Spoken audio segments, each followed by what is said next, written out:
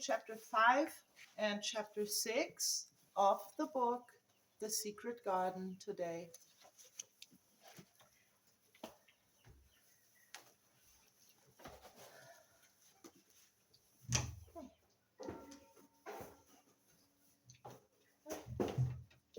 Okay, let's start. Turn this a little.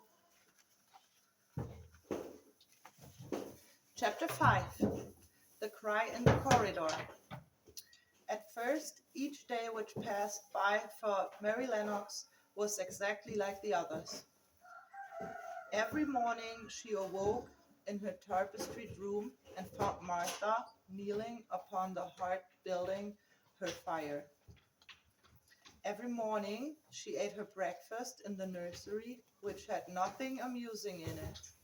And after each breakfast, she gazed out of the window across to the huge moor, which seemed to spread out on all sides and climb up on the sky. And after she had stared for a while, she realized that if she did not go out, she would have to stay in and do nothing.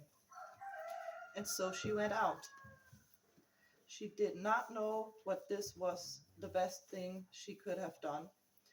And she did not know that when she began to walk quickly or even run along the path down the avenue, she was stirring her slow blood and making herself stronger by fighting with the wind, which swept down from the moor.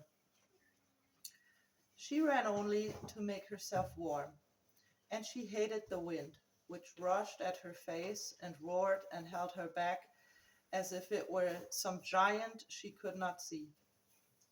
But the big breath of rough, fresh air blown over the heather filled her lungs with something which was good for her whole thin body and whipped some red color into her cheeks and brightened her dull eyes when she did not know anything about it. But after a few days spent almost entirely out of doors, she wakened one morning knowing that it was to be hungry. And when she sat down to her breakfast, she did not glance distastefully at her porridge and push it away, but took up her spoon and began to eat it, and went on eating it until her bowl was empty. You got on well enough with that this morning, didn't ya?" said Martha. "It tastes nice today," said Mary, feeling a little surprised herself. "It's the air of the moor that's giving your stomach for the victuals," answered Martha. Oh, I want to say I'm sorry. This Yorkshire accent is really hard for me to read or understand, with me having trouble with my German accent as well, reading regular English. So let's see. It's lucky for thou that's got victuals as well as appetite. There's been 12 in our cottage as had the stomach and nothing to put in it. You go on playing outdoors every day and you'll get some flesh on your bones and you won't be so yellow." "I don't play," said Mary. "I have nothing to play with." "Nothing to play with?" exclaimed Martha. "Your children plays with sticks and stones. They just runs out and shouts and looks at things." Mary didn't shout, but she looked at things. There was nothing else to do. She walked round and round the gardens and wandered about the path in the park. Sometimes she looked for Ben Weatherstaff, but though several times she saw him at work, he was too busy to look at her or was too surly. Once, when she was walking towards him, he picked up his spade and turned away as if he did it on purpose. One place she went to oftener than to any other. It was the long walk outside the gardens with the walls round them. There were bare flower beds on either side of it, and against the walls ivy green thickly. There was one part of the wall where the creeping dark green leaves were more bushy than elsewhere. It seemed as if for a long time the part had been neglected. The rest of it had been clipped and made to look neat, but at this lower end of the wall it had not been trimmed at all. A few days after she had talked to Ben Weatherstaff, Mary stopped to notice this and wondered why it was so. She had just paused and was looking up at a long spray of ivy swinging on the wind when she saw a gleam of scarlet and heard a brilliant chirp, and there, on the top of the wall, perched Ben Weatherstaff's robin redbreast, tilting forward to look at her with his small head on one side.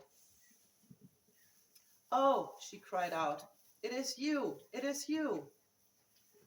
And it did not seem at all queer to hear that she spoke to him as if she were sure he could understand and answer her. He did answer. He twittered and chirped and hopped along the wall as if he were telling her all sorts of things. It seemed to Mistress Mary as if she understood him too, though he was not speaking in words. It was as if he said, "Good morning. Isn't the wind nice? Isn't the sun nice? Isn't everything nice today? Let us both chirp and hop and twitter. Come on, come on." Mary began to laugh, and as he hopped and took little flights along the wall, she ran after him. Poor, little, thin, sallow, ugly Mary. She actually looked almost pretty for a moment. "I like you, I like you," she cried out, pattering down the walk, and she chirped and tried to whistle, which last she did not know how to do in the least. But the robin seemed to be quite satisfied, and chirped and whistled back at her. At last she spread his wings and made a darting flight to the top of the tree, where he perched and sang along. That reminded Mary of the first time she had seen him. He had been swirling on a treetop then, and she had been standing on the orchard. Now she was on the other side of the orchard and standing in the path outside a wall much lower down, and there was the same tree inside. "It's in the garden no one can go into," she said to herself. "It's the garden without a door. He lives in there. How I wish I could see what it is like." She ran up the walk to the green door she had entered the first morning.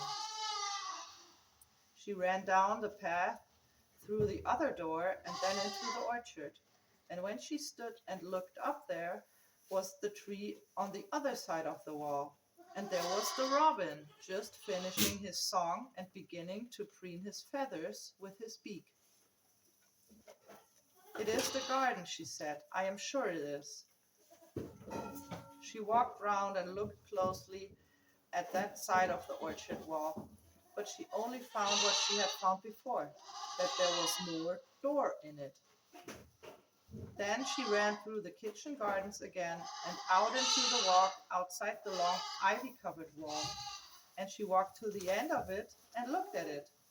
But there was no door either. And then she walked to the other end, looking again. But there was no door. "It's very queer," she said. Ben Weatherstaff said there was no door, and there is no door. But there must have been one 10 years ago, because Mr. Craven buried the key. This gave her so much to think of that she began to be quite interested, and feel that she was not sorry that she had come to Misselthwaite Manor. In India she had always felt hot and too languid to care much about anything. The fact was that the fresh wind from the moor had begun to blow the coldness out of her young brain and to waken her up a little.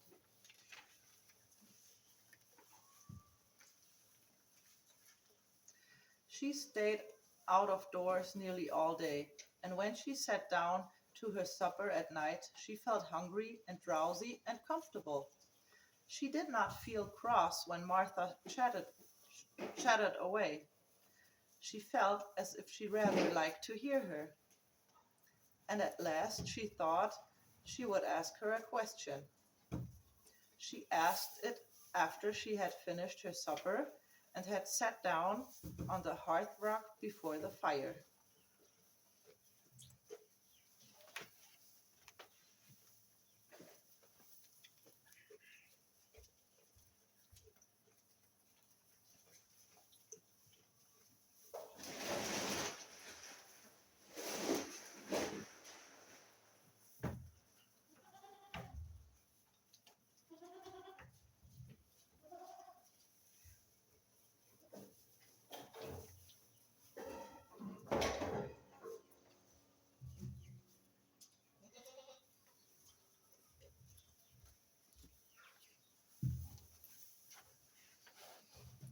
Sorry, I'm back.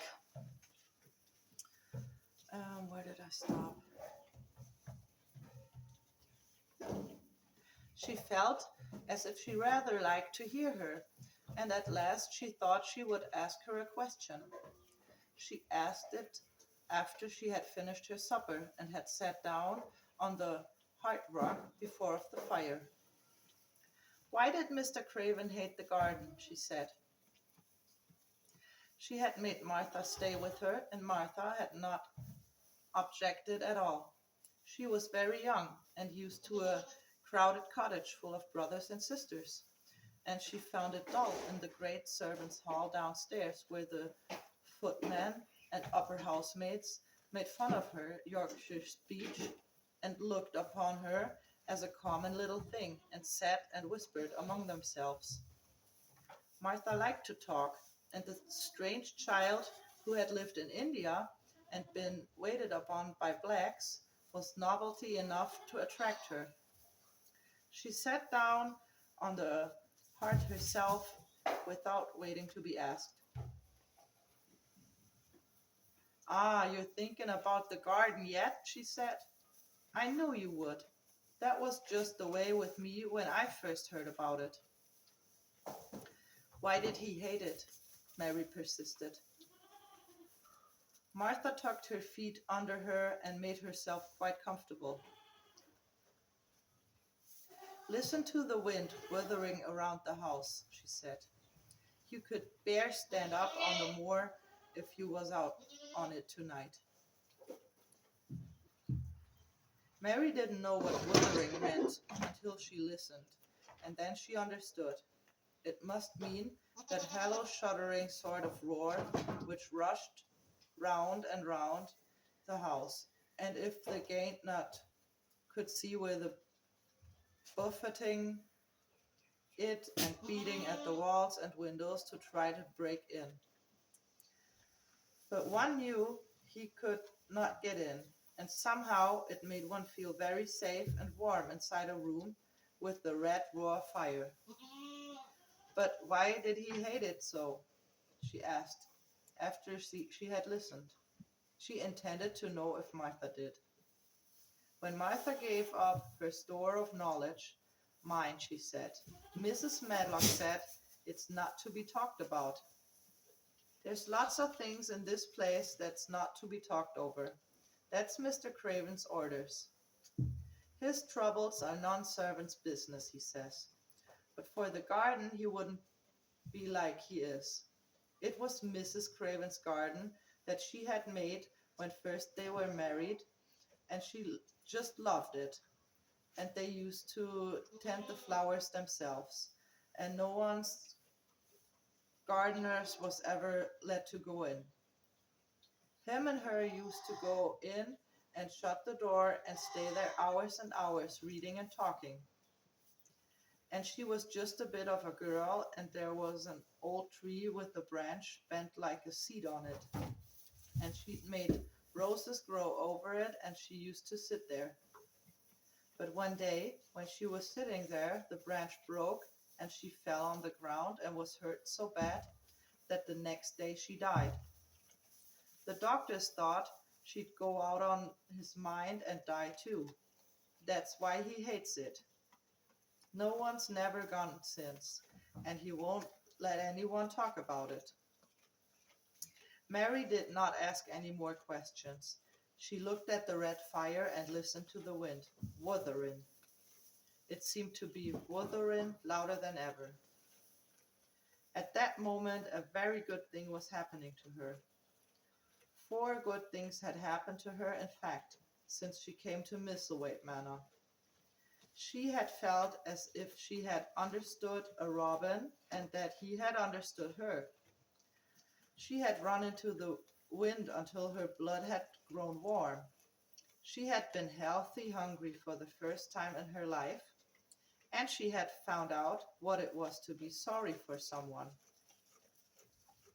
But as she was listening to the wind, she began to listen to something else. She did not know what it was because at first she could scarcely distinguish it from the wind itself. It was a curious sound. It seemed almost as if a child was crying somewhere. Sometimes the wind sounded rather like a child crying, but presently Mistress Mary felt quite sure this sound was inside the house, not outside. It was far away, but it was inside. She turned around and looked at Martha. "Do you hear anyone crying?" she said. Martha suddenly looked confused. "No," she answered. "It's the wind. Sometimes it sounds as if one was lost on moor and wailing. It's got all sorts of sounds." "But listen," said Mary. "It's in the house, down one of those long corridors." And at that very moment a door must have been opened somewhere downstairs, for a great rushing draught blew along the passage, and the door of the room they sat in was blown open with a crash. And as they both jumped to their feet, the light was blown out, and the crying sound was swept down the far corridor, so that it wasn't to be heard more plainly than ever. "There," said Mary, "I told you so. It is someone crying, and it isn't a grown-up person." Martha ran and shut the door and turned the key. But before she did it, they both heard the sound of a door in some far passage shutting with a bang, and then everything was quiet, for even the wind ceased wuthering for a few minutes. "It was the wind," said Martha stubbornly. "And if it wasn't, it was little Betty Butterworth, the scullery maid. She's had a toothache all day." But something troubled and awkward in her manner made Mistress Mary stare very hard at her. She did not believe she was speaking the truth. So let me go and catch my goats.